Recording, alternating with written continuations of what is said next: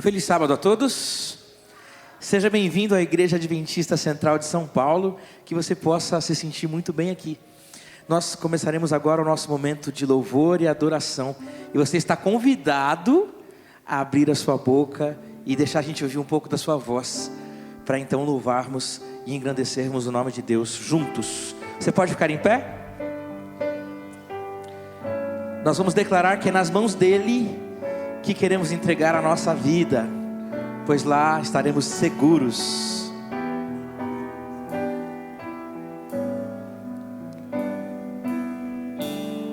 Em tuas mãos, em tuas mãos, em tuas mãos,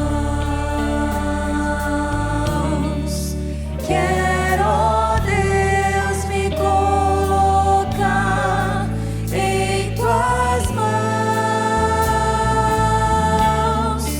Vem mostrar-me, ó Senhor, teu carinho e teu amor. Meus temores vou depor em tuas mãos, em tuas mãos, em tuas mãos. Quero, ó Deus, me colocar em tuas mãos. Esta é minha oração, ter a vida em tuas mãos.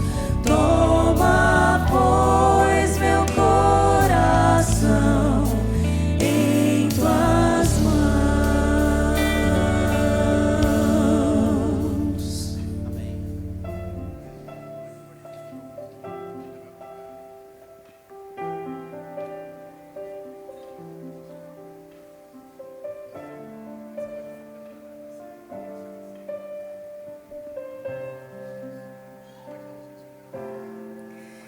Em fervente oração, vem o teu coração na presença.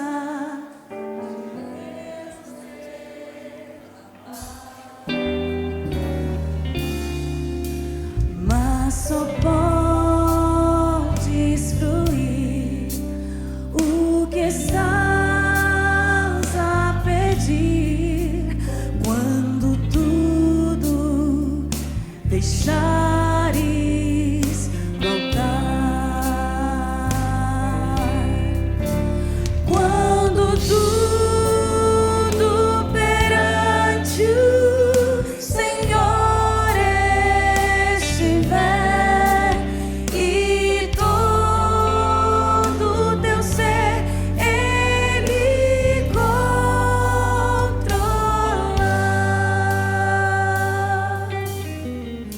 só então hás de ver que o Senhor tem poder quando tudo deixares no altar.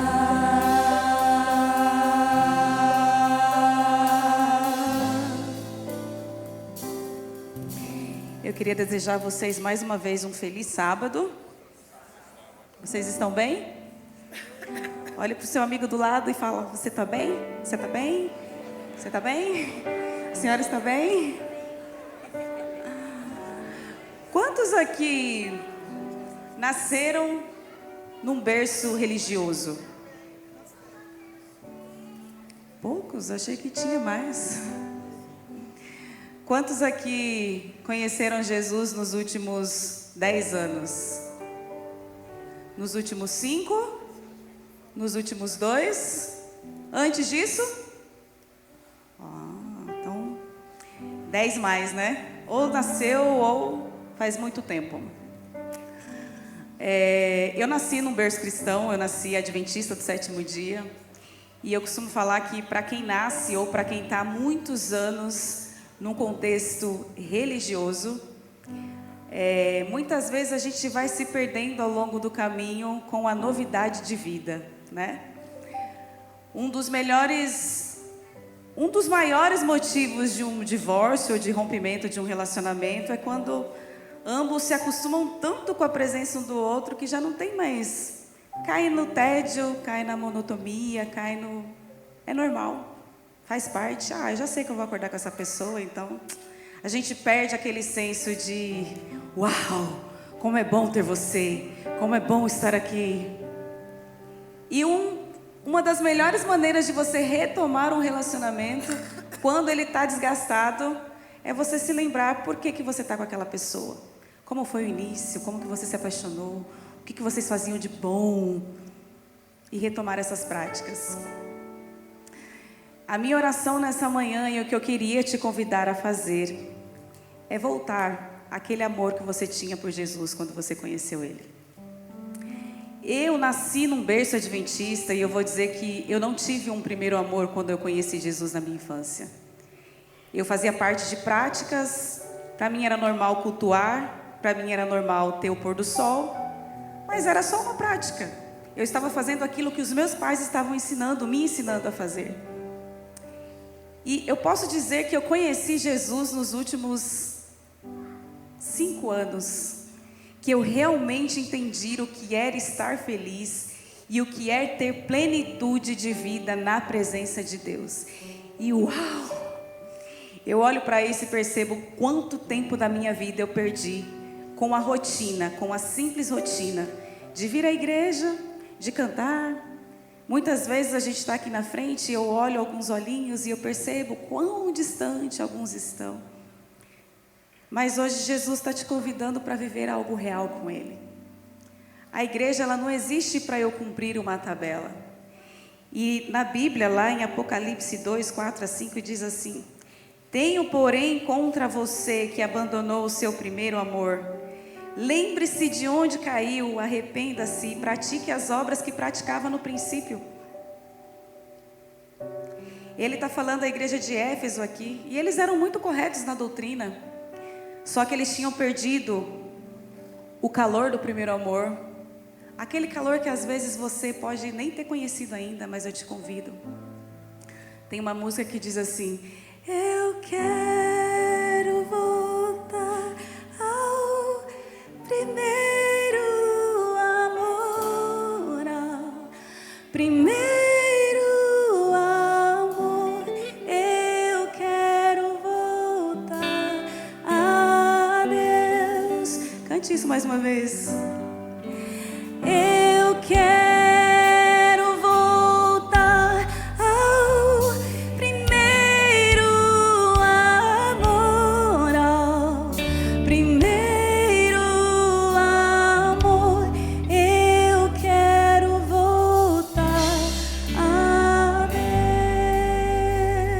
Deus. Eu posso te afirmar que existe algo muito maior e muito mais grandioso na presença de Jesus. E se você não viveu isso, se você não vive isso no dia a dia, eu tenho certeza que essa é a única oração que Deus nunca vai te negar de responder. É: Senhor, mostra a mim a tua glória e me ajude a viver debaixo da tua presença. Feche os seus olhos. Querido Deus, nós estamos aqui, Pai, nesta manhã. Senhor, o Senhor sabe o que está no nosso coração, o Senhor sabe quantos de nós aqui estamos completamente distantes e alheios à tua presença, Pai.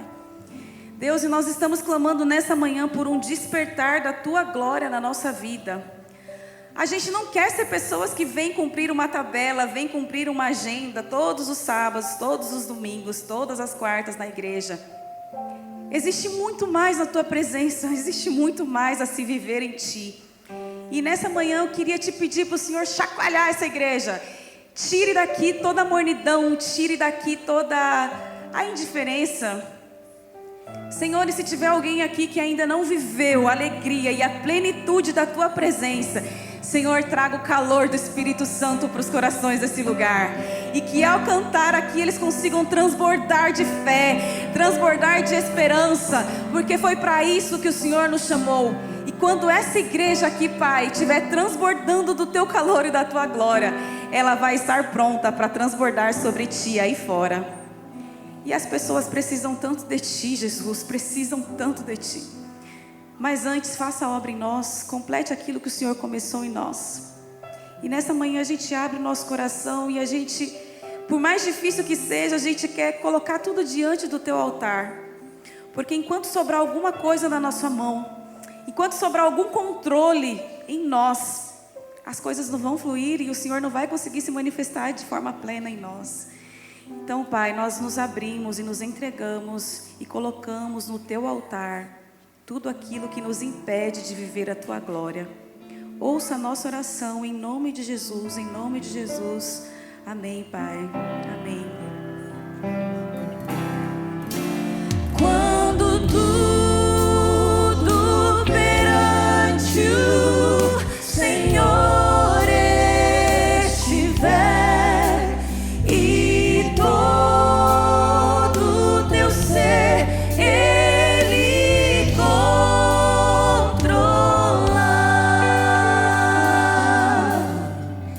só então hás de ver que o Senhor tem poder quando tudo deixares no altar.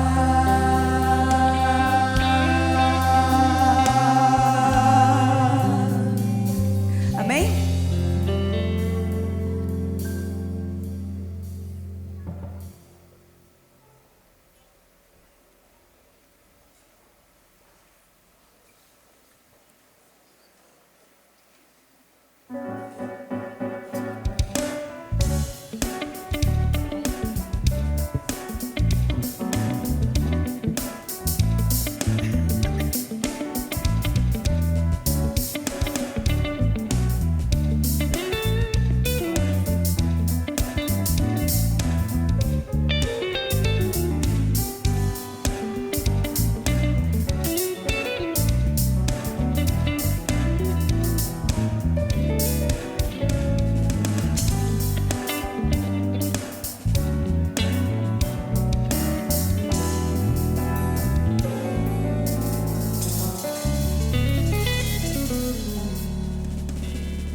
Bom dia!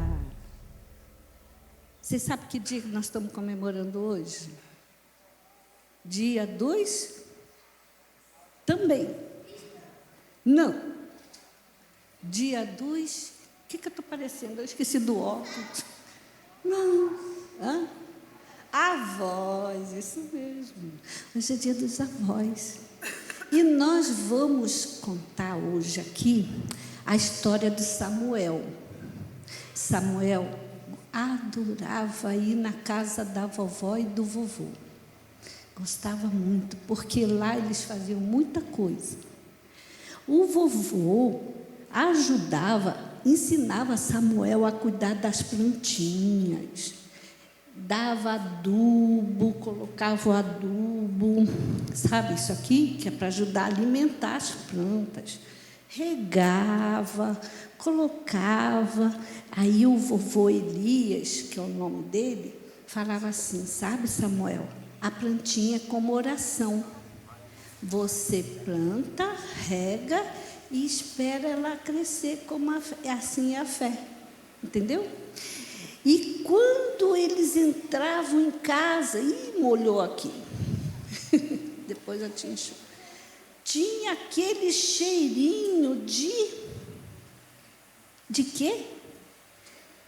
Bolinho de chuva. Quem gosta de bolinho de chuva? Vocês gostam? Vocês querem um? Pode pegar. Pode pegar um. Você não gosta? Não? Você gosta? Também não gosta? A gente gosta. Ó, pergunta lá. Quem gosta de bolinho de chuva? Olha lá, ó. Olha só, viu? Viu? Um só. Senão não dá. E aí, era aquele cheirinho. Mas antes de comer, o que eles faziam? Oração. Antes de dormir, o que eles faziam? Que é bolinho de chuva, Ana? Ana ama. Também gosto. E era assim a casa da vovó e a casa do vovô do Samuel. Plantinha, cheirinho, bolinho de chuva, aquele cheirinho. Vamos prestar atenção aqui, ó. Aqui, ó. E aí era tão gostoso, só que Samuel ficou intrigado com uma coisa. Tudo orava, tudo era oração. Aí Samuel perguntou para a vovó: vovó, por que você tanto ora? Aí a vovó: ah, Samuel, vou te contar um segredo. Quem gosta de segredo aí? Quem gosta? Pois é, a vovó contou um segredo para ele. Quando você estava na barriga da sua mãe, a gente já orava para que você tivesse saúde, andasse no caminho de Deus. E você nasceu assim muito bem. Você gosta de ir à igreja, você gosta de estudar a palavra de Deus. Então, esse é o segredo para que a gente ora. Por que a gente ora?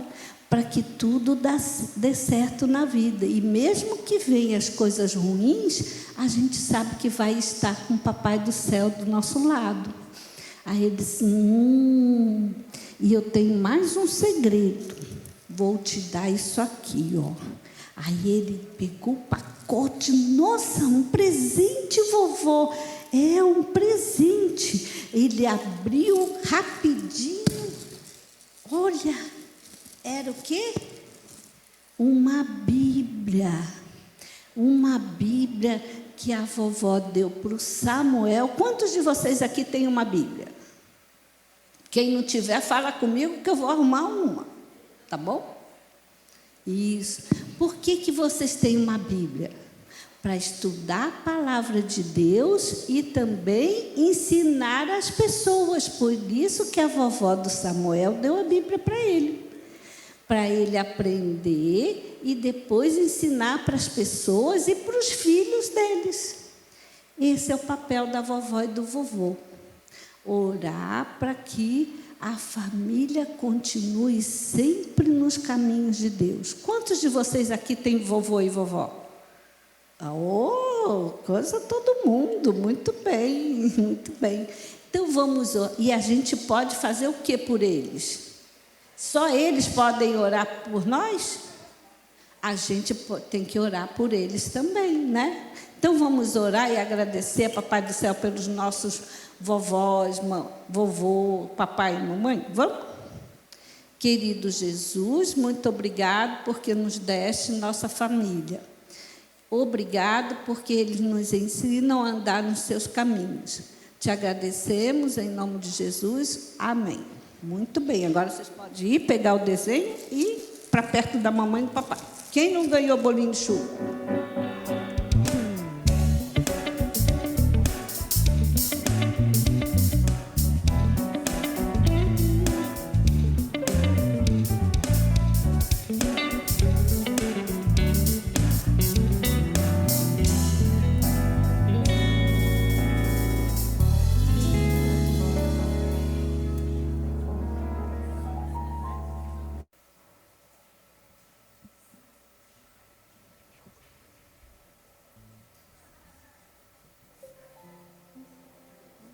Feliz sábado. Jesus na criação ofereceu dádivas, vida, verdade, liberdade, domínio. Jesus habitou entre nós para salvar a liberdade e libertar a criatura, oferecendo sua vida para oferecer bênção, porque Ele é vida e Ele é bênção. Mas é vida abundante, bênção transbordante. A maior de todas as bênçãos é Jesus. Isaac conquistou seus poços. A prosperidade está em curso e agora Deus fala com Isaac. E ele será pai de uma grande nação. Isaac abraça essa promessa, mas Sara é estéril. Promessa feita, mas Isaac vai orar por 20 anos. Parece estranho, mas esta é a forma de Deus. É a vida que segue. Quantas promessas de Deus você já abraçou? Está orando por elas ou só operando passivamente pela bênção? Enfim, Sara está grávida. Nem sempre as bênçãos são recheadas de facilidades. As crianças estão brigando dentro do seu corpo e deixam a vida muito, muito mais difícil. E o curioso é que Sara chega ao ponto de questionar essa bênção. Como bênçãos podem trazer sofrimento? Nascem os meninos, um segurando o calcanhar do outro. Já no ventre, um desejou a primazia sobre o outro. O mais moço dominará sobre o mais velho. Disse Deus. Deus vai cumprir a sua promessa. Através de quem seria? Através de Jacó, o predileto de sua mãe. Cresceu sabendo da profecia. Jacó vai agir segundo seus interesses e continua segurando o calcanhar do irmão. E por um prato de lentilhas compra o direito de posse da herança familiar. Comprou o direito legitimamente, estranhamente, e não vai. Ele comprou legitimamente, mas estranhamente não vai herdar. Comprou esse direito de forma que não poderia ter comprado. Seu pai se percebe velho e decide passar então a bênção para Esaú, o legítimo. Agora sua mãe quer ajudar então a cumprir a profecia, a essa se concretizar. Um cabrito bem cozido rouba o direito da herança espiritual. Estranhamente vai herdar, mas não porque roubou, mas porque Deus prometeu. Jacó não poderia ser mais humano, com todas as suas peculiaridades, mas Deus nos vê, não pelo que nós somos sem Ele, mas o que podemos nos tornar com Ele. Deus vê o que eu e você podemos ser e o que podemos verdadeiramente ofertar, porque o que somos determinará o que ofertamos. Somos quem somos e Deus nos vê. A maturidade da oferta está intrinsecamente ligada a como nós vemos e como enxergamos o nosso Deus. Existe espaço em seu coração para reconhecer, se render e invocar a Deus pelos motivos corretos? Jacó ainda não sabe quem é Deus, mas Deus vai construir uma realidade no coração de Jacó. E conheceremos o resultado mais à frente. A caminhada de Jacó será longa e a nossa também, mas Deus é paciente. Todos temos uma caminhada para nos tornarmos verdadeiros adoradores, verdadeiros ofertantes, e Deus vai fazer sua obra em nós. E é por isso que Deus repete todos os dias a mesma afirmação para mim e para você. Filho, cuida bem de ti. Filho, eu cuido de ti com muito amor. Não esquece de mim. Cuida do que é meu, que por um tempo será seu. Esse é o momento de nós ofertarmos de coração tudo que Ele nos tem feito, nos tem dado. Esse é o momento de você agradecer através dos dízimos e ofertas.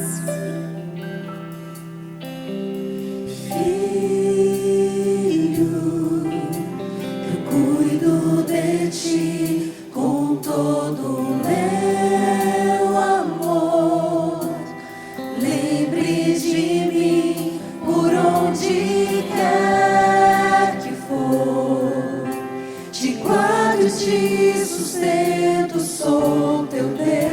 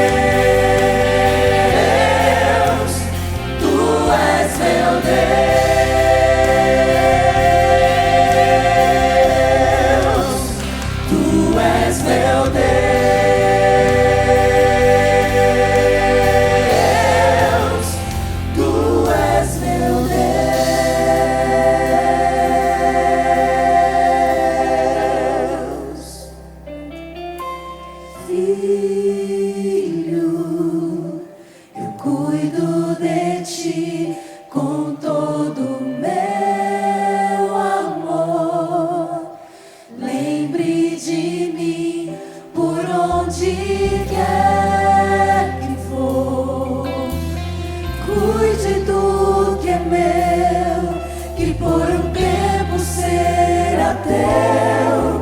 E não se esqueça que eu sou teu Deus.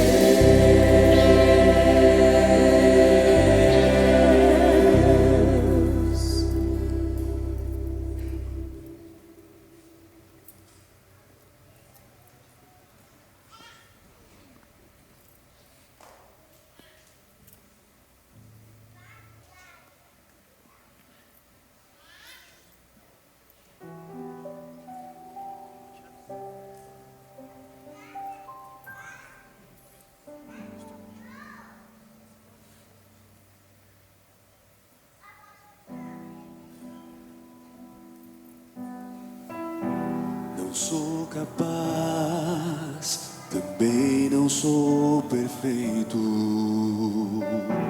As minhas mãos revelam meus defeitos. Mais uma vez me encontro de joelhos, sem entender por que errei. Eu sigo em frente e vou. Eu aprendi que em Deus há esperança de me tornar a sua semelhança. O Senhor me ajudará na estrada. Preciso enxergar além, preciso alcançar. Minha fé me faz mover montanhas, me faz voar bem alto como as águias. Eu sei que muito ainda lutarei, mas no Senhor eu me renovarei. Eu vou.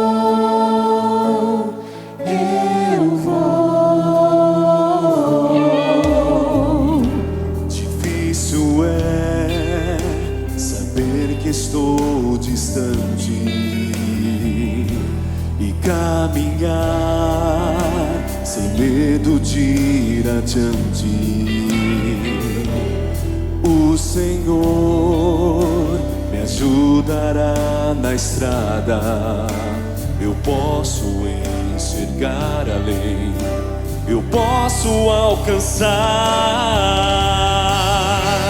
Minha fé me faz mover montanhas, me faz voar bem alto como as águias. Eu sei que muito ainda lutarei, mas no Senhor eu me renovarei. Eu vou.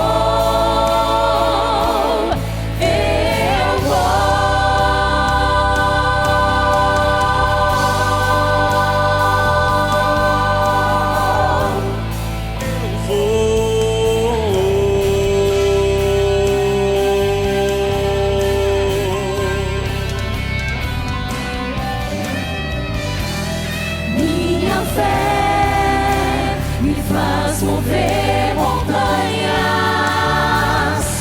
me faz voar bem alto como as águias. Eu sei que muito ainda lutarei, mas o Senhor eu me renovarei. Eu vou,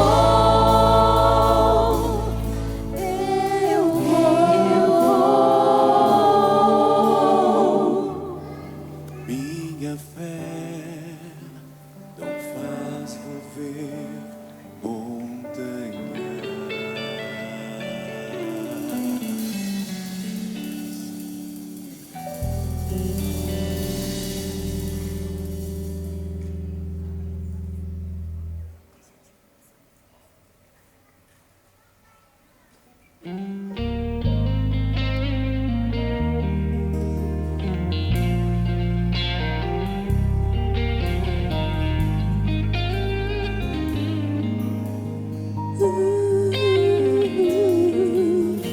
Perdido e só, estou aqui, não vejo luz nem direção pra onde ir.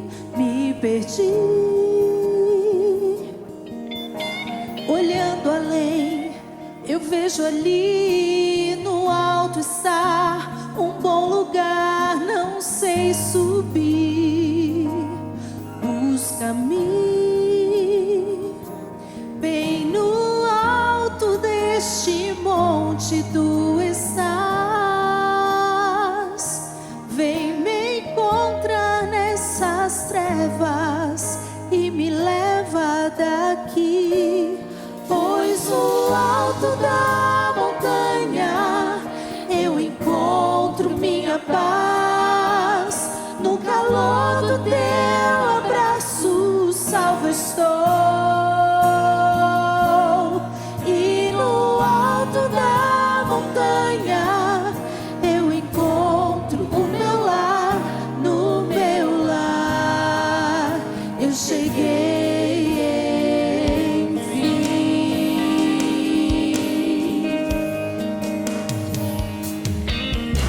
Pra trás deixei o meu pesar, correndo vou pra encontrar o meu lugar, o meu lar.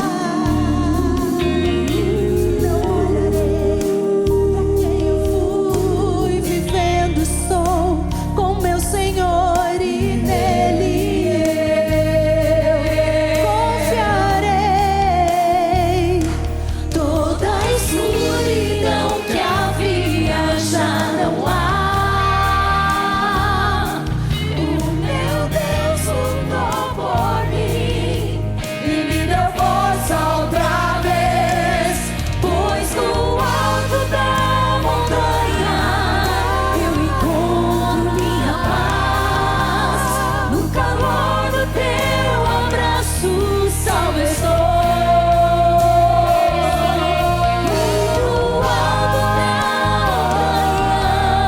Eu encontro o meu lar, no meu lar eu cheguei, enfim.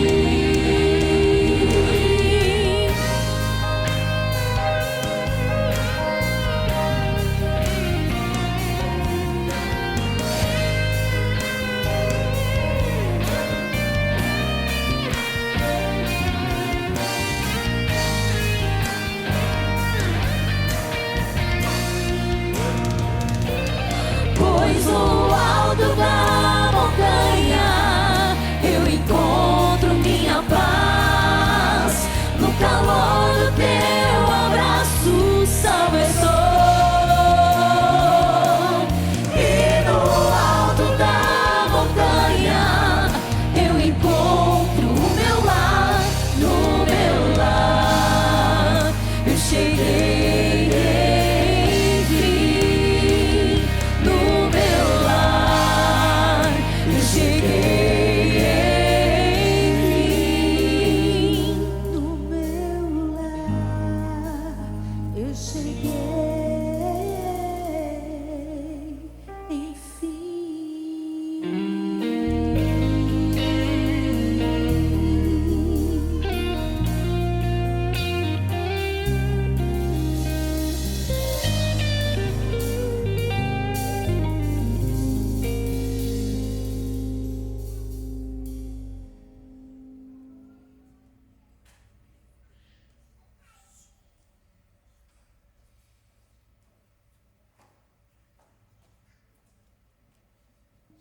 Feliz sábado.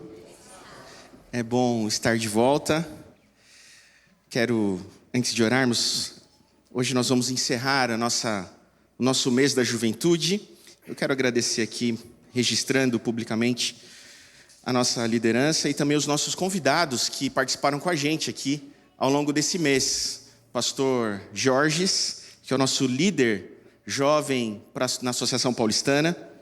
Pastor Estevan Scheffel, que é o nosso pastor ministerial da Associação Paulistana.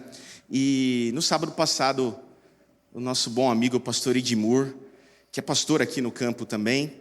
E hoje nós vamos encerrar esse mês da juventude, eu quero convidar você, já sem mais delongas, a abrir tua Bíblia no Evangelho de João, no capítulo 6. Nós vamos estudar essa porção das Escrituras. Evangelho de João, capítulo 6. Enquanto você mantém a sua Bíblia aberta, nós vamos recorrer bastante a ela, então você pode manter ao longo da mensagem toda a sua Bíblia aberta em João 6. Nós vamos ficar apenas em João 6. Eu quero convidar você nesse momento a falarmos com Deus mais uma vez. Senhor Deus, muito, muito obrigado porque o Senhor é bom com a gente. Obrigado porque em boas circunstâncias o Senhor nos trouxe aqui na nossa casa de adoração. Que nesse momento abrimos tua palavra, que o teu Espírito possa traduzir tudo aquilo que vai ser dito aqui nessa manhã, o que eu te peço por Jesus, amém. João capítulo 6. Eu não sei se você já comeu o seu morango do amor esses dias. Não. O morango atropelou a maçã de um jeito que esse negócio de maçã do amor ficou para trás. Afinal de contas, ninguém pode com morango, não é? O morango é muito mais saboroso que a maçã, pelo menos para mim. Mas eu também não comi, eu só sei que eu voltei para cá e eu cheguei aqui e o mundo em polvorosa e o brasileiro só está falando de amor. Do morango do amor. Não está falando de taxa, não está falando nada. O brasileiro não está preocupado com isso, está preocupado com o morango do amor. E um outro bonequinho, chaveirinho, que eu só descobri ontem. Não sei nem o nome desse monstrinho chaveirinho que está todo mundo falando. Mas, você anda no Largo 13, lá perto de onde eu moro, tem um monte do falsificado. Que é coisa de brasileiro também. Eu não sei quem você está seguindo, porque essas ondas todas, essas febres todas, esses assuntos todos que hypam na internet, eles surgem a partir de um influenciador que de repente aparece dizendo, uau, eu gostei muito disso, e depois outro influenciador, e que tempos os nossos e que costumes, em que qualquer um pode se tornar um influenciador. E não só qualquer um pode se tornar um influenciador, como todos nós nos tornamos influenciáveis por qualquer um que se diga um influenciador. Quem que você está seguindo? Quem que você está seguindo? Essa é a minha provocação dessa manhã. Quem que você está seguindo? Talvez quando acabar esse culto você pode ir para a tua casa e pegar suas redes sociais e olhar lá quem você segue e ver se está valendo a pena seguir aquelas pessoas que você está seguindo. No capítulo 6 de João, é a narrativa de uma história em que muitos seguidores deixaram de seguir um grande influenciador do primeiro século, a saber, Jesus Cristo. Eles deram um follow em Jesus. E por que isso aconteceu? Tudo começa no início do capítulo 6. Se você ler comigo o verso 5 do capítulo 6, diz assim: Então Jesus, erguendo os olhos e vendo que grande multidão vinha ter com ele, disse a Filipe: Onde compraremos pães para lhes dar a comer? Mas dizia isso para o experimentar, porque ele bem sabia o que estava para fazer. Respondeu-lhe Filipe: Não lhes bastariam 200 denários de pão para receber cada um o seu pedaço? Um de seus discípulos, chamado André, irmão de Simão Pedro, informou a Jesus: Está aí um rapazinho que tem o quê? 5 pães. Você lembra dessa história? Quando a gente era pequenininho, na escolinha sabatina, os flanelógrafos, o menininho, uma cestinha, ele tinha 5 pães e quantos peixinhos? 2 peixinhos. Aí um rapazinho que tem 5 pães e 2 peixinhos. Não parece muito, mas que é isso para tanta gente? Disse Jesus, verso 10, fazei o povo assentar-se, pois havia naquele lugar muita relva. Assentaram-se, pois, os homens em número de quase 5.000. Então Jesus tomou os pães e, tendo dado graças, distribuiu-os entre eles e também igualmente os peixes, quanto queriam, ou seja, à vontade. E quando já estavam fartos, disse Jesus aos seus discípulos: recolhei os pedaços que sobraram, para que nada se perca. Assim, pois, o fizeram e encheram 12 cestos de pedaços dos 5 pães de cevada que sobraram aos que haviam comido. Vendo, verso 14, sublinha esse verso. Vendo, pois, os homens o sinal que Jesus fizera, disseram: este é verdadeiramente o profeta que devia vir ao mundo. Uau!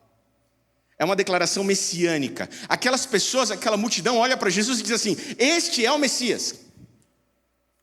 Mas tudo acontece porque Jesus passou do horário no sermão dele. Acontece com todos os pregadores. Espero não fazer isso hoje, mas já começo com a minha ressalva aqui.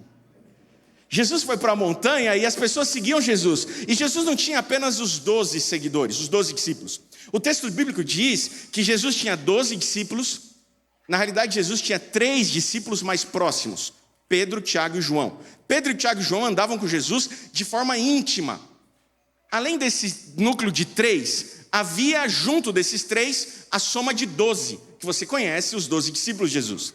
Mas além desses 12 discípulos de Jesus, havia um grupo maior de seguidores de Jesus, que a Bíblia vai chamar de os 70. Haviam pelo menos 70 pessoas que seguiam Jesus fielmente.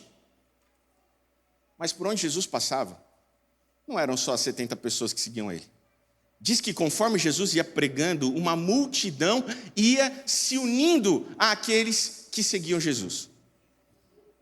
Jesus estava numa montanha pregando, muita gente assistindo, na conta de pelo menos 5.000 homens, sem contar crianças e mulheres. Então você imagina a multidão para a qual Jesus estava pregando. Eu não sei como isso se dava, eu sei que existiam ali ambientes possíveis que davam suficiente contorno de voz, suficiente eco, enfim, anfiteatros naturais que conseguiam fazer com que uma multidão de pessoas ouvisse o preletor. Mas eu não sei como é que acontecia aquilo.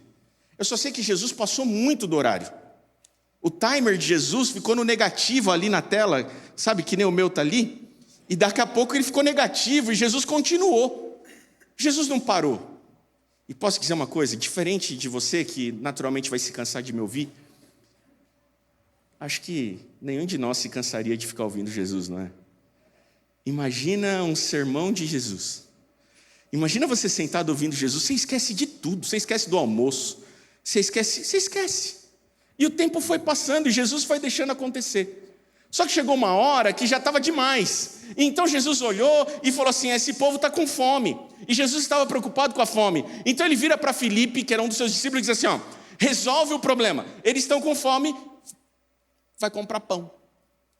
Sabe, esse negócio de falar para Filipe comprar pão é quase que uma ironia. Na realidade é uma ironia. Porque Jesus sabia que não tinha como Filipe providenciar pão para toda aquela gente. Pão era algo caro para aquela época, porque a matéria-prima para a produção do pão, especialmente o azeite, o óleo, era algo raro e caro. Quando Jesus fala para Filipe, no primeiro século, no Antigo Oriente Médio, e ele diz assim, vai comprar pão, não é a mesma coisa que a gente está em São Paulo em 2025 e dizer assim, vai comprar pão. Eu gosto de pão, já falei isso várias vezes aqui. Sou paulistano meu. E não tem lugar no mundo. Confia. Não tem lugar no mundo. Não há lugar no mundo em que haja melhores padarias do que na cidade de São Paulo. O melhor pão você vai comer aqui. O pão de tradição italiana, melhor do que na Itália até. São Paulo fez das padarias não só os melhores pães, mas os melhores ambientes. São Paulo entendeu que a padaria era o terceiro espaço, não é? Tem a casa, o trabalho e as padarias. As padarias é o lugar em que você pode ficar lá trabalhando, comendo, conversando, fazendo reunião.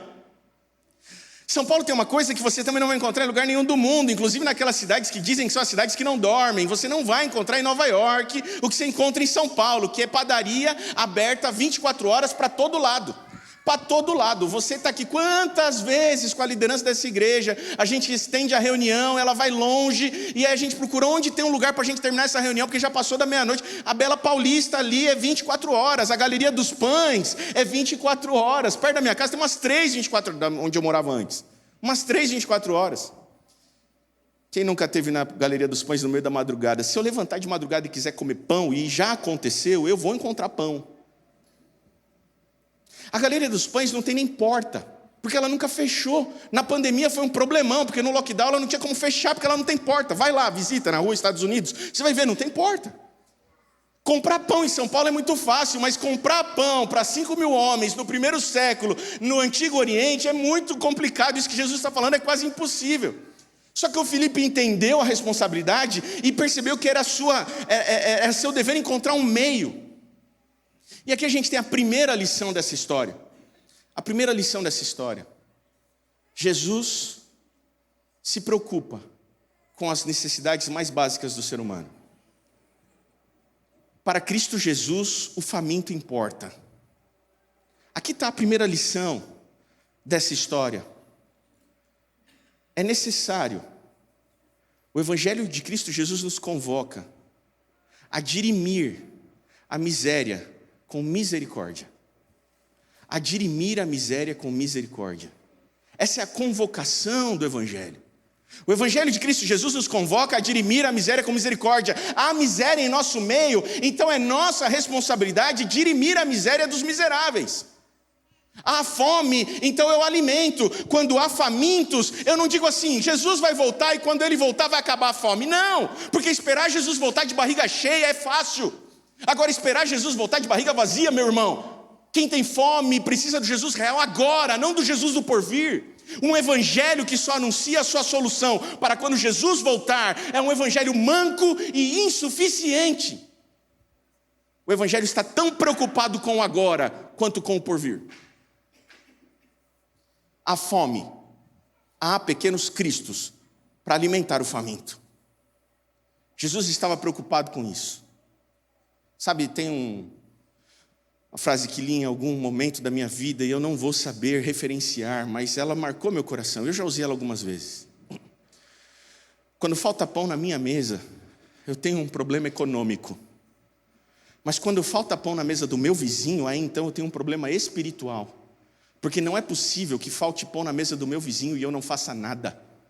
Se faltar pão na mesa do meu vizinho e eu não fizer nada, o meu problema não é econômico, é espiritual.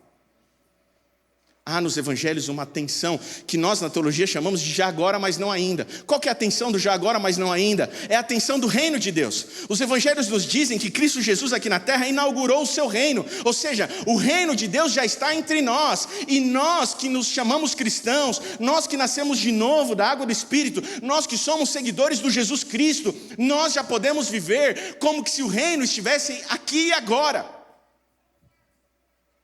Mas o reino ainda não se consolidou, porque ele só se consolidará quando Jesus voltar.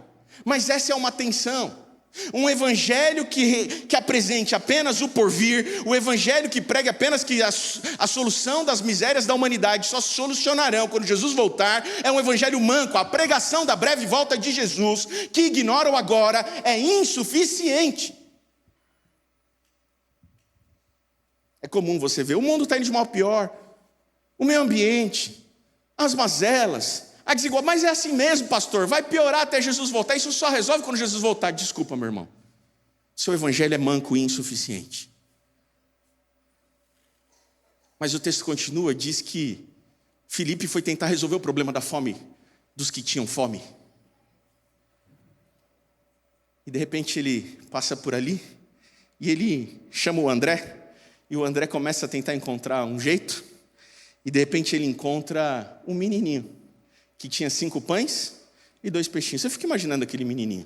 Eu me identifico com esse menininho. Eu fico imaginando a mãe daquele menininho preparando a cestinha dele para ele ir assistir Jesus, sabe? Um dia antes. E ela dizendo para ele assim, olha meu filho, a mamãe está preparando essa cestinha porque quando chegar a hora do lanche ou quando você tiver fome, você vai comer. Eu lembro muito o dia em que eu fui fazer a minha primeira excursão da escola quando eu estava na primeira série. Eu fiz a minha primeira série em 1994, no antigo Centro Educacional Germano Ritter, na rua Princesa Isabel, ali no Brooklyn. Ou seja, o atual Colégio Adventista do Brooklyn.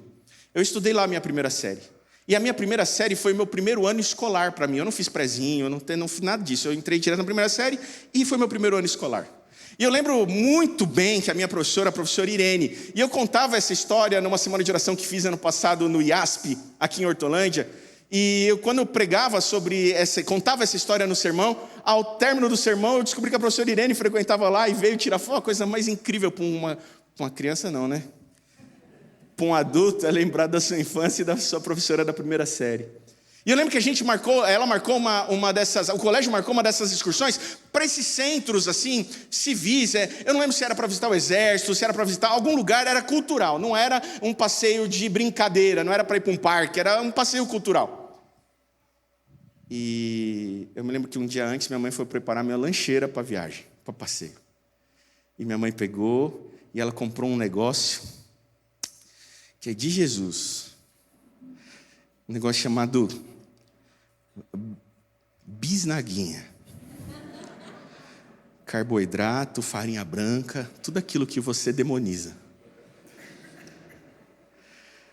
E ela preparou bisnaguinha por bisnaguinha com uma fatiazinha de queijo mussarela, peito de peru e um requeijão cremoso.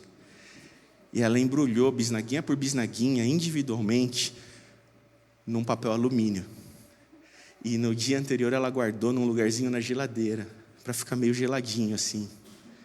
E a gente passou nos Céus, que ficava, o Céus é o Serviço Educacional Lar e Saúde, que é uma loja da igreja que vende produtos, literaturas, mas também produtos da Superbom. E ficava muito perto, ficava entre o colégio e a minha casa, porque eu morava na Princesa Isabel, então o Céus ficava no meio, onde meu pai trabalhava. E minha mãe passou ali na loja e comprou um suquinho de uva da Superbom em caixinha. E ela preparou minha lancheirinha. E eu me lembro bem que no dia seguinte, quando eu estava indo para a excursão, ela falou uma coisa. Ela deu uma ordem para mim, essa ordem da minha mãe foi a única ordem que em toda a minha vida eu nunca desobedeci, jamais fui capaz de desobedecer essa ordem da minha mãe. Ela virou para mim e falou assim, ó, é para comer tudo, hein? Não é para deixar nada.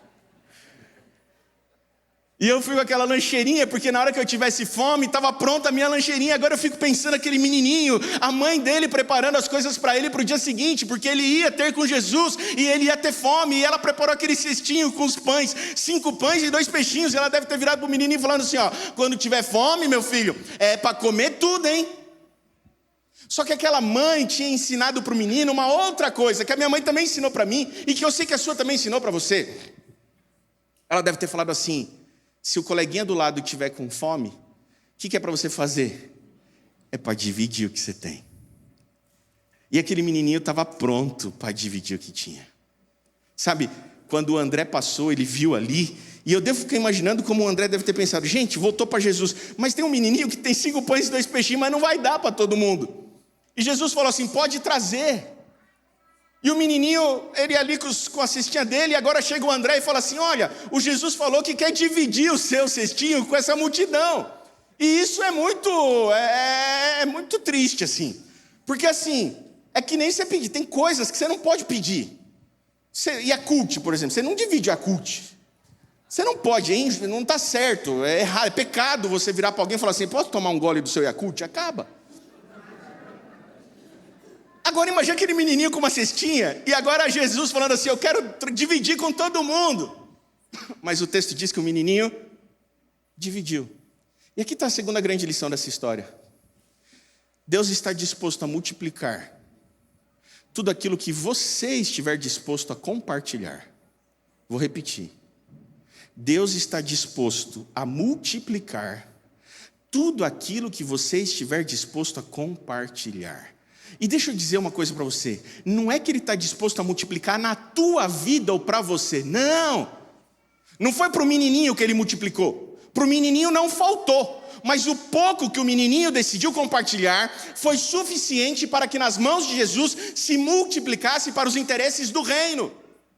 Cristo Jesus quer multiplicar para o reino, não é para você, é para o reino, para você não vai faltar, mas é para o reino. Aí você fala assim, mas pastor, eu tenho muito pouco, eu não consigo contribuir, o que eu tenho é pouquinho. Esse seu pouquinho nas mãos de Jesus se multiplica para o reino. E Ele não vai deixar faltar para você. O menino divide os pães, Jesus multiplica os pães e diz que sobram 12 cestos. Quando acaba esse grande milagre de Jesus, que talvez seja um dos maiores milagres de Jesus, o povo olha para Jesus e diz assim, você tem que ser o nosso rei. Você é o profeta que devia ser enviado ao mundo, você é o Messias. Porque esse é um mote capaz de convencer o povo. Imagina um homem que pode multiplicar os pães, ele acaba com a fome. Imagina um homem capaz de curar doenças, ele acaba com as mazelas da dor humana. Para que hospitais? Ele pode resolver, ele tem que ser o nosso rei. E as pessoas começam a seguir Jesus. E eu começo a pensar que as pessoas que agenciavam as redes sociais de Jesus devem ter dito assim para Jesus, Jesus, está dando certo, está todo mundo começando a te seguir aqui, e toda vez que ele atualizava o feed, atualizava o número de seguidores assim, porque o discurso de Jesus estava bonito, o discurso de Jesus era sobre amor, o discurso de Jesus era sobre atender às necessidades do homem, o discurso de Jesus era sobre cuidar dos carentes, e isso vende. As pessoas começaram a seguir Jesus. E muita gente seguindo Jesus. E talvez essas pessoas que agenciavam Jesus tenham dito assim: mantenha esse discurso que está dando certo. Você está virando o grande influenciador dos nossos dias. Acontece que o texto continua. Do verso 16 ao 21, é o episódio em que Jesus anda sobre as águas, lembra?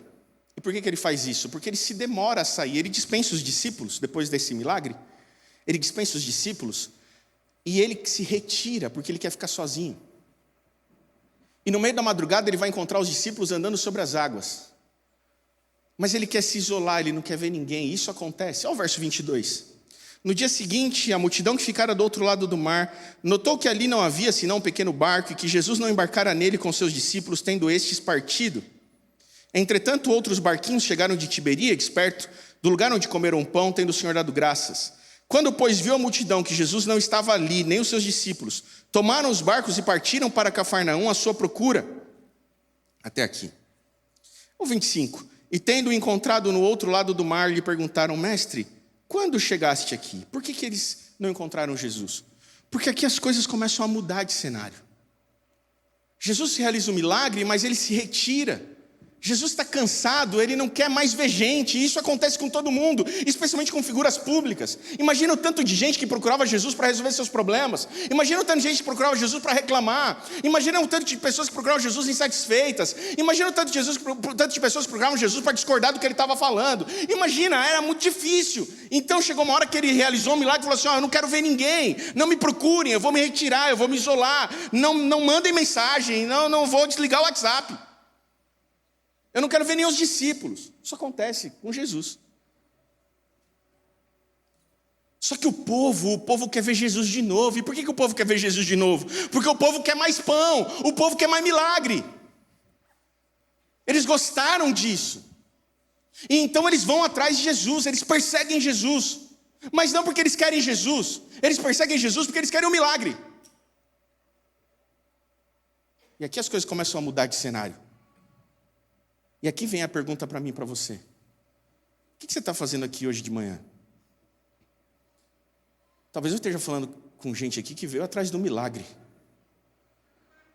Veio porque está precisando de algo. Veio porque Jesus acaba sendo este.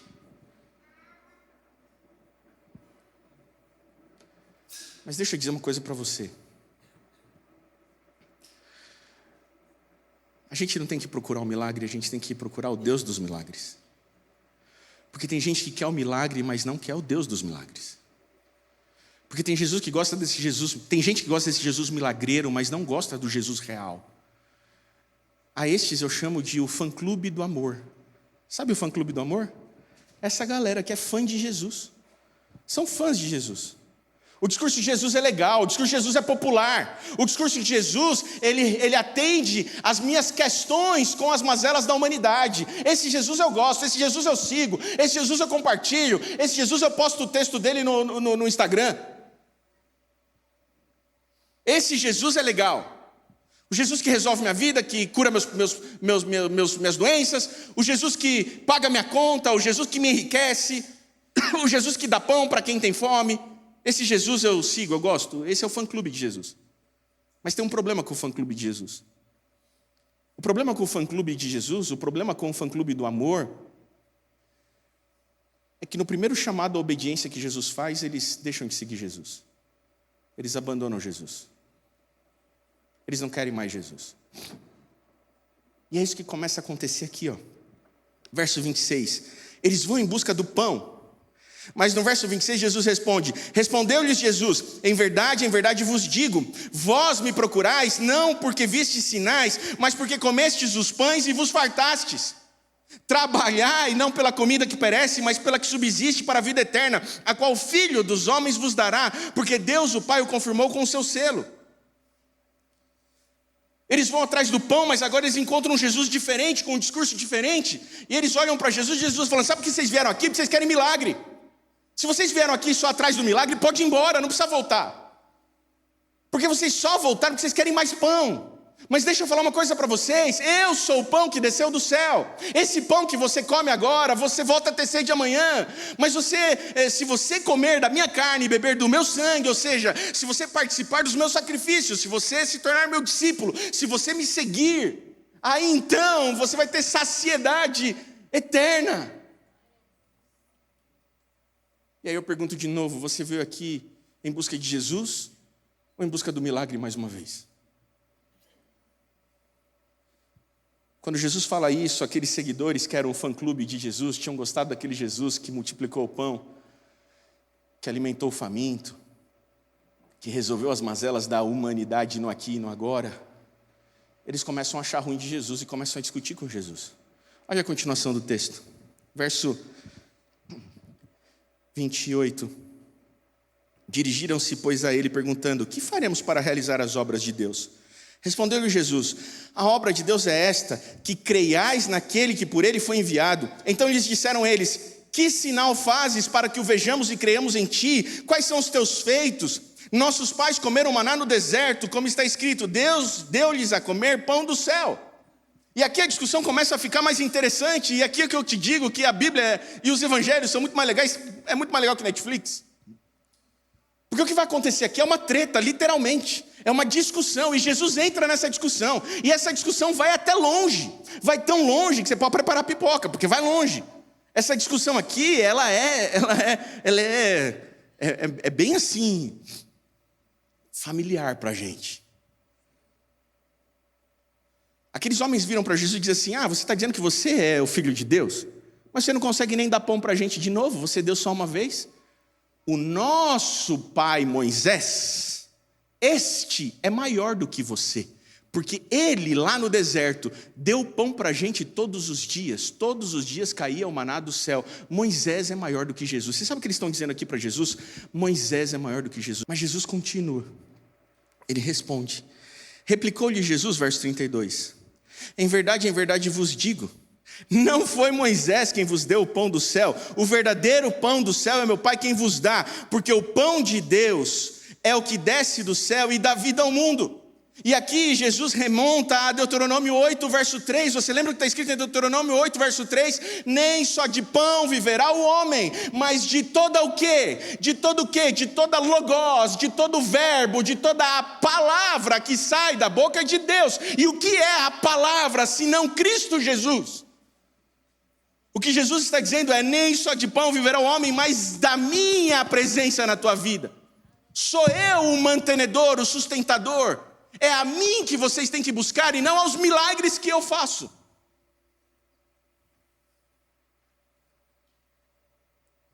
Aqui Jesus começa devolvendo a argumentação deles. Eles viraram para Jesus e disse assim: Moisés é maior do que você. E Jesus vira para eles e fala assim: vocês não sabem de nada, inocentes. Sabe quem é que estava dando pão para vocês no deserto? Sabe quem é que estava dando pão para vocês no deserto? Era eu. Um capítulo antes, aqui em João, ele nos diz claramente que no deserto, com o povo e Moisés, quem estava presente era ele próprio, o Cristo Jesus, a segunda pessoa da Trindade. Sabe o que Jesus está dizendo para aquele povo judeu no primeiro século? É pedir para morrer o que ele acabou de fazer aqui. O que Jesus está dizendo aqui é: eu sou maior do que Moisés. Meu irmão, deixa eu te dizer uma coisa. Jesus Cristo é maior do que Moisés. Você não vive como se fosse, mas é. Isso aqui começou a tornar a briga mais complicada. Olha como continua a discussão. Verso 34, então lhe disseram, Senhor, dá-nos sempre desse pão. Declarou-lhes, pois, Jesus: eu sou o pão da vida, o que vem a mim jamais terá fome, e o que crê em mim jamais terá sede. Porém eu já vos disse que, embora me tenhais visto, não credes. A discussão começou a ir para esse lado, e quando chegou no verso 41, aqueles homens incomodados com a provocação de Jesus ao dizer que ele era maior do que Moisés, faz com que no verso 41 eles desçam o nível da discussão. Olha onde vai chegar o nível da discussão. Vem comigo para o verso 41, olha o que é dito no verso 41. Eles descem brutalmente o nível da discussão. Verso 41, murmuravam, pois, dele os judeus, porque dissera: eu sou o pão que desceu do céu. E diziam, olha o verso 42, não é esse, por um acaso, o filho de José? Acaso não conhecemos o seu pai e a sua mãe? Como, pois, agora pode dizer, desci do céu? Ah, Jesus! A gente sabe quem você é, Jesus. A gente conhece o teu pai, Jesus. A gente conhece a tua mãe, Jesus. E a tua mãe não tem boa fama, não. Não é? A tua mãe não é aquela que ficou grávida antes do casamento, Jesus? Puseram a mãe no meio. É nesse nível que está essa conversa aqui. Você não lê a Bíblia com as lentes com as quais ela realmente está dizendo. O que está acontecendo aqui é humanizado, é uma discussão feia. Eles quiseram manchar a reputação da mãe de Jesus. Falei para você pegar a pipoca, não falei? Jesus entra nessa discussão aqui, vai ficar pior o negócio. O barraco, está um barraco aqui, é isso mesmo. É isso que está acontecendo aqui nesse capítulo. Verso 43. Respondeu-lhe Jesus: não murmureis entre vós.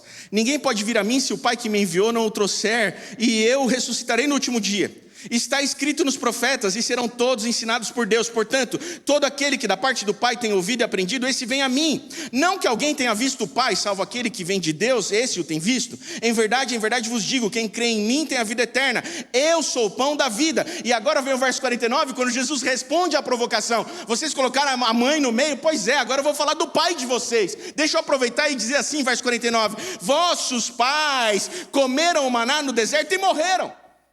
Ah, vocês estão dizendo que o pai de vocês era maior do que eu, que Moisés era maior do que eu. Eles estão vivos ainda? Ah, não estão, né? Já morreram. Ah, aquele pão que desceu do céu, o maná, que vocês comeram, voltaram até fome no dia seguinte, caía de novo. Cadê eles? Eles não são maiores do que eu? Onde eles estão? Ah, já morreram. Ah, eles não são maior do que eu.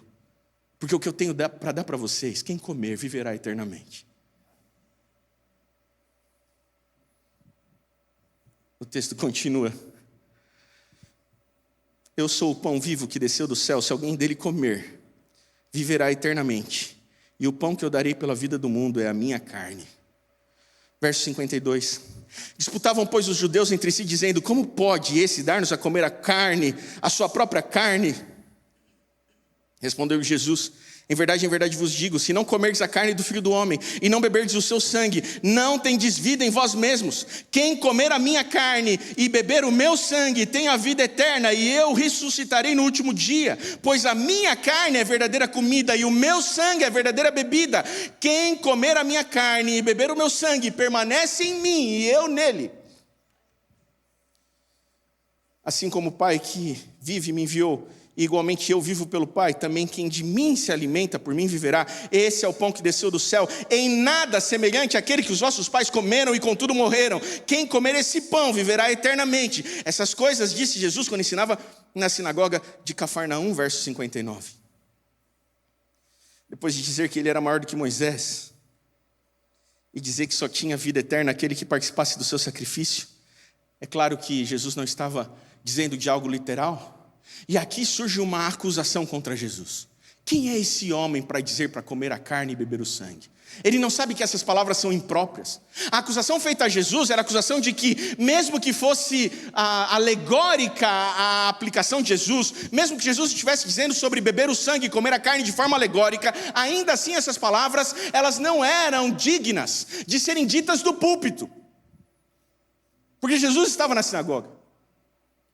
Será que esse menino não sabe que ele não pode falar assim lá na frente? Esse é o tipo de coisa que não se fala, sabe por quê? Porque se tinha uma coisa que era conscientemente pecado para eles, era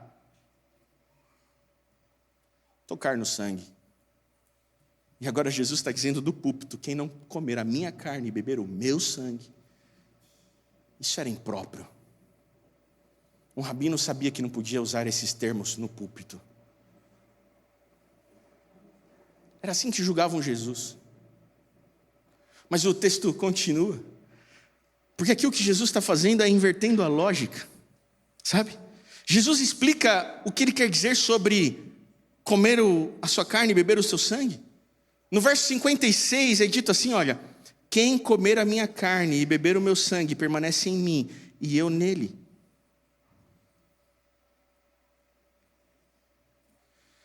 Comer a carne de Jesus e beber o sangue de Jesus é permanecer em Cristo Jesus.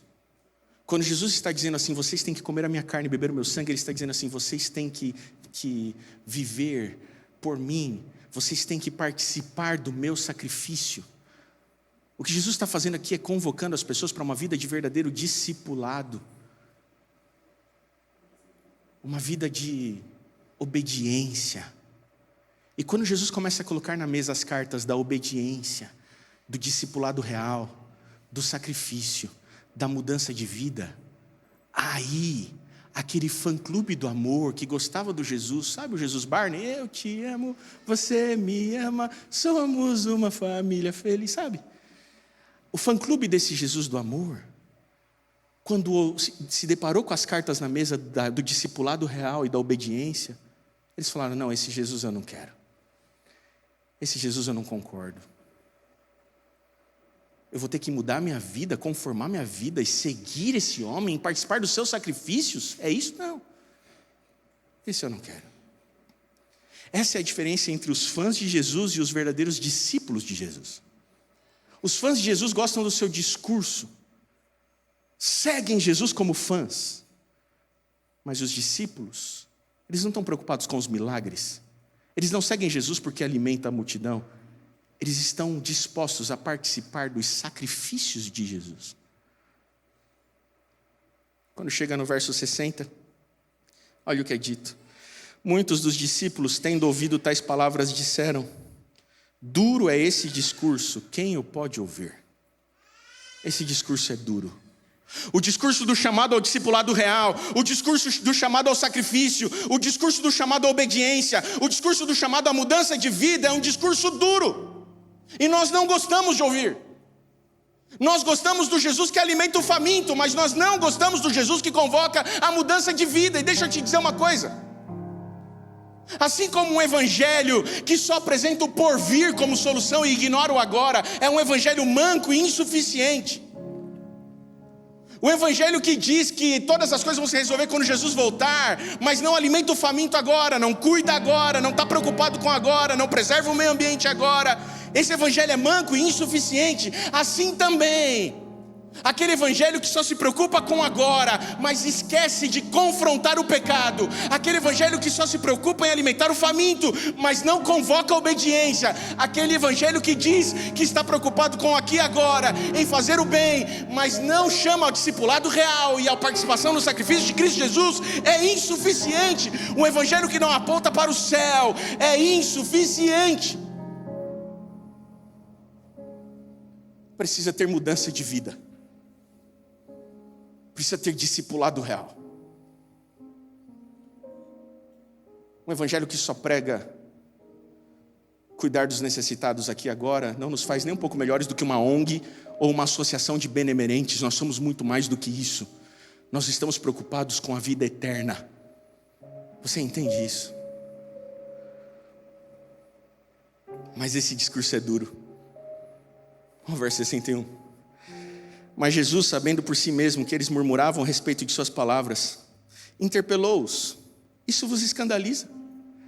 Esse texto eu acho fascinante, porque é um texto claro sobre como Jesus escandalizava as pessoas. Jesus escandalizava as pessoas, especialmente os religiosos. Jesus escandalizava os religiosos.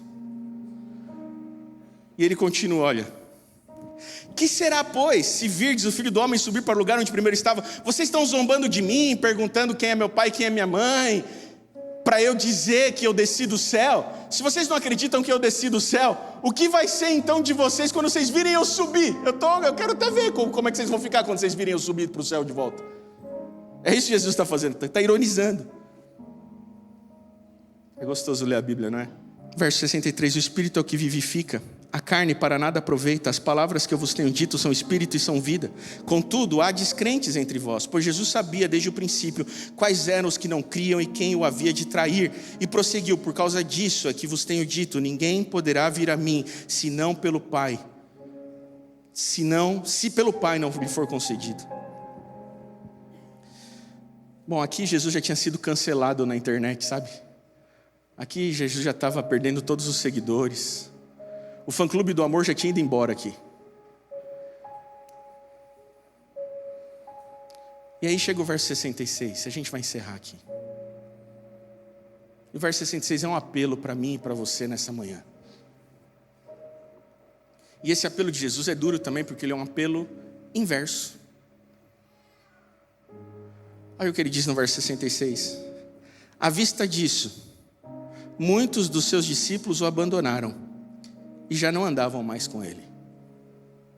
Depois de toda essa confusão, aqueles que só queriam pão, o milagre, quando viram que Jesus estava dizendo assim, eu não vou ficar fazendo milagre não, eu quero é obediência. Aí então, eles falaram, então esse Jesus eu não quero mais. Vou embora. Vou encontrar outro lugar que fale só daquele outro Jesus do amor lá que eu gosto, porque aqui já não gostei. Vou procurar na internet alguém que fale do Jesus que eu gosto. Esse aqui eu não estou afim. Eles foram embora. Por que você veio aqui hoje de manhã? Você vem buscar de pão de novo?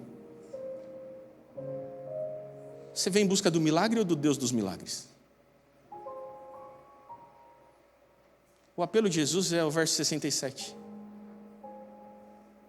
É para mim e para você. Ele diz assim a primeira parte. Então, depois que todo mundo foi embora, só ficou os 12.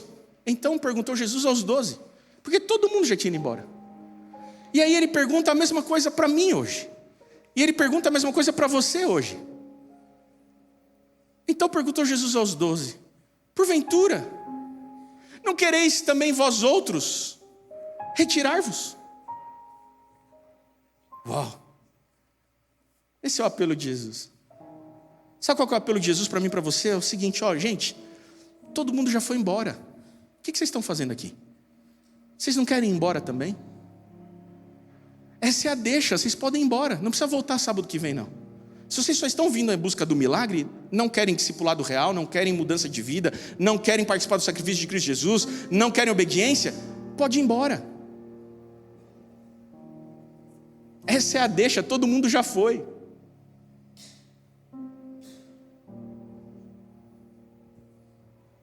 Mas é em resposta a esse convite de Jesus para que você e eu, para que eu e você partamos, é que Pedro olhou para Jesus e respondeu em nome dos 12. Quando Jesus olhou para eles e disse assim, vocês também não querem ir embora? Pedro responde uma das mais belas palavras dos evangelhos. Pedro olha para Jesus e diz assim, vocês não querem ir embora? Olha só o texto. Então perguntou Jesus, verso 67, porventura não quereis vós também retirar-vos? Verso 68, respondeu-lhe Simão Pedro, Senhor,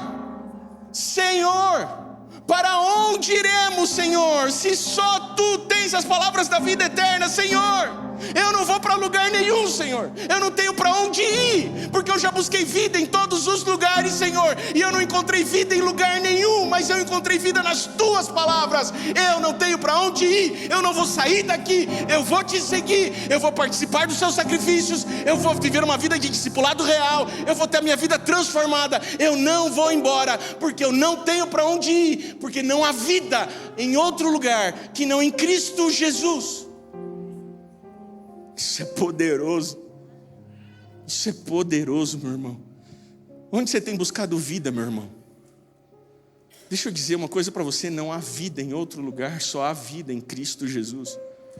Talvez eu esteja falando a muitas pessoas que estão procurando vida, que estão desorientados, que já não encontram mais sentido na existência, estão vivendo longe de Jesus, e não há vida longe de Jesus. Não há vida. Não tem vida. Não tem vida, sabe, no Itaim, não tem vida na Madalena, não tem vida lá. Não tem vida aqui, não tem vida nesses lugares. Parece que é vida, mas não é vida. Não tem vida na Faria Lima, meu irmão. Aquilo é outro Deus, é o capital, não é Mamon. Lá não é Cristo Jesus. Não tem vida lá, meu irmão. Você está buscando vida onde não tem vida. Parece que tem vida, mas não tem vida. Só há vida em Cristo Jesus. Pode ser que você esteja feliz vivendo uma vida residual longe de Jesus. Sabe o ventilador? O ventilador só funciona quando ele está ligado aonde? Na fonte da vida, na energia. O ventilador gira. Mas quando você tira da tomada do ventilador, o que acontece com o ventilador? Ele continua girando. Aquilo que acontece quando você tira ele da tomada funcionando e ele continua girando, a gente chama de energia residual. Parece que ele está vivo, mas ele não está vivo, porque não há vida fora da tomada. Não vai demorar muito e aquela energia vai se acabar e ele vai parar. Porque só há vida para o ventilador quando ligado à fonte da energia. Deixa eu dizer uma coisa para você. Você está achando que está encontrando vida onde não tem vida. É uma vida residual. Para onde iremos, Pedro falou, se só em ti eu encontrei vida? A gente não vai para lugar nenhum.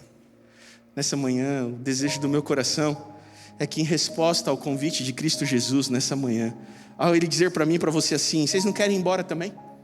Pode ir, não precisa voltar sábado que vem. A sua resposta e a minha seja: Senhor, eu não vou para lugar nenhum, sabe por quê? Porque eu não sei qual é o caminho. Eu já procurei o caminho em todos os lugares, mas só Tu és o caminho. Senhor, eu não vou para lugar nenhum porque eu não conheço a verdade. Eu já procurei a verdade em todos os lugares, mas só as Tuas palavras têm a verdade. Senhor, eu não vou para lugar nenhum porque eu já procurei vida em todos os lugares, mas só em Ti eu encontrei vida, porque apenas Cristo Jesus é o caminho, a verdade e a vida. Você crê nisso, meu irmão? Se você crê nisso de todo o seu coração nesse momento, eu queria te convidar a ficar em pé. Se a tua resposta é: eu não vou para lugar nenhum, eu vou seguir Jesus, eu vou participar do Teu sacrifício, eu queria te convidar a cantar de todo o teu coração o hino 321 do Inário Adventista. Esse grandioso hino, essa grandiosa canção do cancioneiro cristão. Esse hino é poderoso. E ele fala que não há nada nessa vida que seja maior do que Cristo Jesus. Porque não há vida em nenhum outro lugar nesse mundo senão em Cristo Jesus. E eu queria ouvir essa igreja cantando. Você não gosta de cantar? A letra vai para a tela. Eu queria ouvir você com a sua voz, com potência, com força, cantando que Jesus é melhor do que tudo que tem.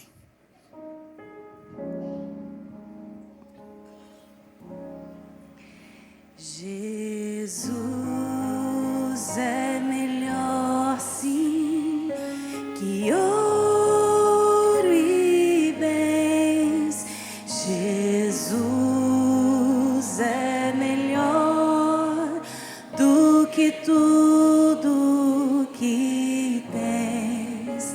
Melhor que riquezas e posições, melhor, muito mais do que milhões. Pode ser um rei com poder nas mãos, mas o mau escravo, sim,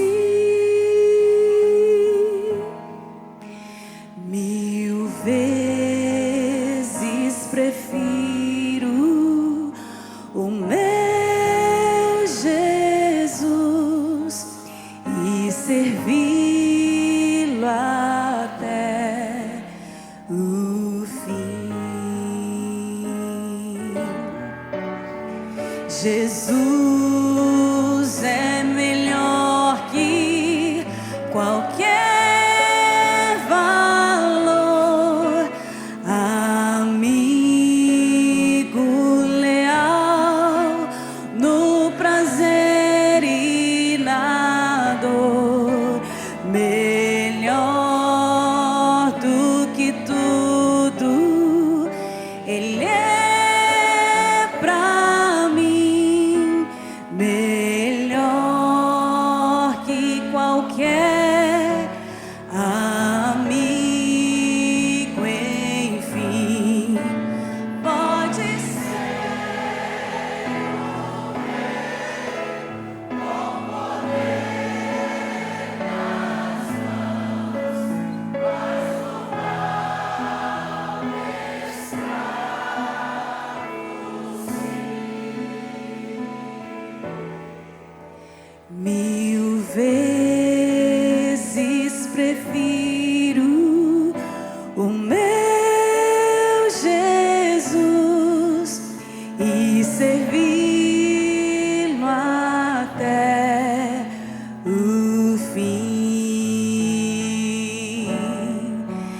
Jesus.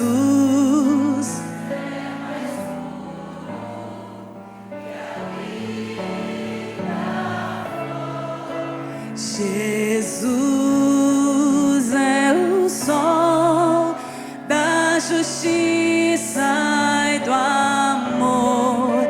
Jesus é a fonte que satisfaz, caminho do bem, verdade e paz. Pode ser o rei com poder nas mãos, mas do mal escravo, sim.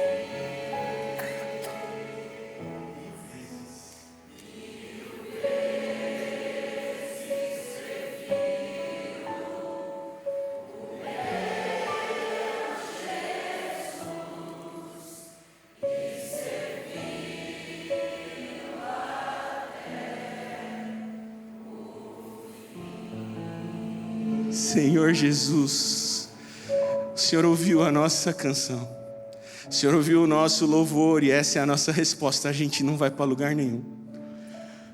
A gente não quer só os milagres, Senhor, a gente quer o discipulado real, a gente quer participar do seu sacrifício, a gente quer comer da tua carne e beber do teu sangue, porque a gente sabe que é só ali que há vida. A gente já procurou vida em tantos lugares, Senhor, nos tesouros dessa vida, nos relacionamentos fortuitos, nas festas, nos paliativos dessa vida que não trazem sentido. A gente já procurou vida em todo lugar e não encontrou vida em lugar nenhum, Senhor. Portanto, para onde iremos? Nós não temos para onde ir, porque só em Ti nós encontramos as palavras da vida eterna. Aqui estamos, Senhor, porque compreendemos que o Senhor é maior do que tudo o que há e declaramos isso nesta manhã. Aceite essa nossa declaração em nome de Jesus. Amém. Que Deus abençoe você e te dê um sábado feliz.